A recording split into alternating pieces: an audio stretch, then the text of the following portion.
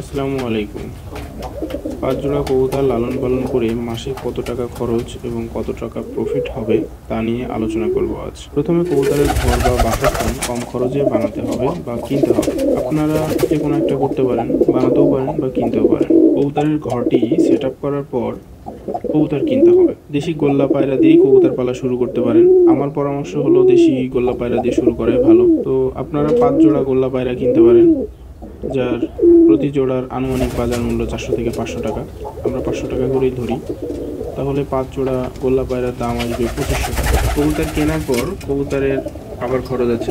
একটি কবুতর দিনে 30 গ্রাম খাবার খায় যদি মুক্তভাবে পালন করা হয়। যদি আবদ্ধ অবস্থায় পালন করা হয় সেক্ষেত্রে খাবার অনেক বেশি লাগে।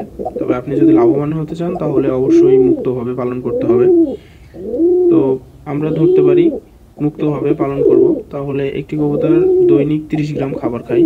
তাহলে আপনার 5 জোড়া কবুতর দৈনিক 300 গ্রাম খাবার খায়। তাহলে 5 জোড়া কবুতর মাসে 9 কেজি খাবার খায়। আমরা ধরতে পারি প্রতি কেজি খাবারের মূল্য আনুমানিক 50 টাকা।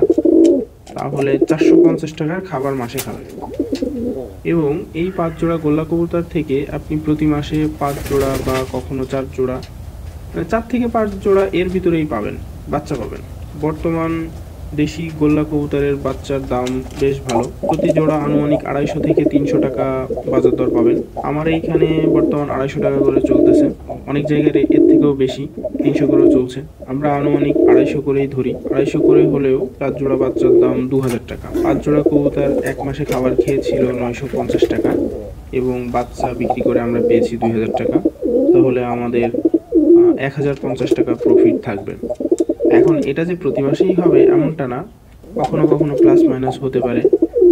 আর বাচ্চার প্রোডাকশনটা আপনার যত্নের উপরে, খাবারের মান কেমন এবং তাদের যে বাসস্থান সব মিলিয়ে আশেপাশের পরিবেশ, তো সব কিছু মেটার করে প্রোডাকশন বৃদ্ধি কম বেশি হয়। ৫ জোড়া দেশি গোল্লা পায়রার মাসিক খরচ এবং প্রফিট নিয়ে যে আলোচনা করলাম, এটি নিয়ে কারোর যদি কোনো মন্তব্য থাকে তাহলে কমেন্ট বক্সে জানাতে পারেন। এত সময় ভিডিওটি দেখার জন্য আপনাকে ধন্যবাদ।